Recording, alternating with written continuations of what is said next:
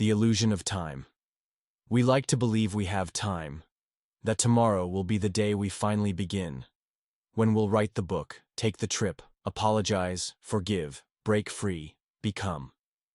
We live under the quiet illusion that life is waiting for us, patient, like a lover by the window. But time does not wait. Time does not pause for meaning, nor slow down for clarity. It moves, indifferent.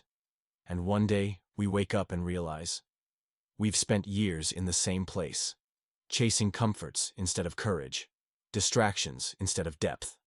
A philosophical breakdown. Sign 1. You live on autopilot. Most people die at 25 but aren't buried until 75. Routine is not the enemy. But when it becomes the master, life quietly slips into monotony. You wake, eat, work, scroll, sleep. A loop wrapped in comfort, devoid of presence. There is no rebellion, no wonder, only repetition, only silence dressed as progress.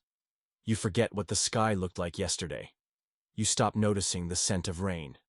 You become a ghost, haunting your own life. Sign 2. You fear solitude. Silence is a mirror, and what it reflects is not always comfortable. If you need constant noise, music in the shower, podcasts while walking, a screen always glowing, it might not be entertainment. It might be escape. From what? From yourself. To sit with your own mind without distraction is a radical act in the modern world. But if solitude frightens you, it's not silence you fear. It's your own inner landscape. Sign 3. You measure life in external validation: likes, followers, job titles. These are not measures of worth. They are reflections, often distorted, of what the world expects you to value. But if your self-esteem rises and falls based on applause, you've handed your soul to strangers. You become an actor in your own life, wearing masks, chasing approval, but never feeling whole. Validation should be internal, a quiet sense of alignment, not a scoreboard in someone else's game. Sign 4. You've stopped asking why. The unexamined life is not worth living, Socrates warned. And yet, most stop questioning far too soon. Why am I here? Why do I feel this way?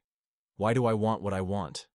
We inherit beliefs, from culture, from family, from fear, and wear them like armor, never questioning if they fit. To stop asking why is to accept the script handed to you, never daring to rewrite it. Comfort is easy. Reflection is painful. But truth hides in discomfort. Sign 5. You trade freedom for comfort. Comfort is not fulfillment. Security is not freedom.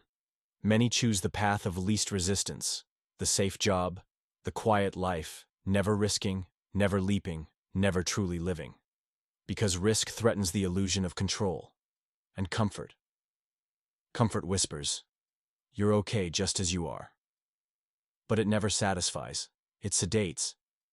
And years later you find yourself wondering what could have been, if only you had dared. The tragedy is not death. It's the unlived life. How to wake up. There is no simple formula, no 5-step guide. But there is this: awareness. And then, courage. Awareness is the crack in the wall, the moment you realize you've been asleep. Courage is what follows. To sit with discomfort. To ask the hard questions. To walk the unfamiliar road. Choose meaning over distraction. Presence over productivity. Creation over consumption. Read the books that make you uncomfortable. Speak the truth, even when your voice shakes. Create something, even if no one sees it. Your life is not a rehearsal. You will not get another scene. This is it. Choose deliberately. Memento mori. Memento mori. Remember, you must die, not as a grim threat, not as a reason for fear, but as a call to wake up. Time is the one currency you can never earn back. You can lose money and gain it again. You can lose people and find new love. But time is a one-way road. Death is not the enemy. A life unlived is. Let the reality of mortality sharpen your decisions. Let it remind you. This moment is all you have. This breath. This choice. So don't wait. Don't waste. Live. Live so fully that even death weeps at your passing.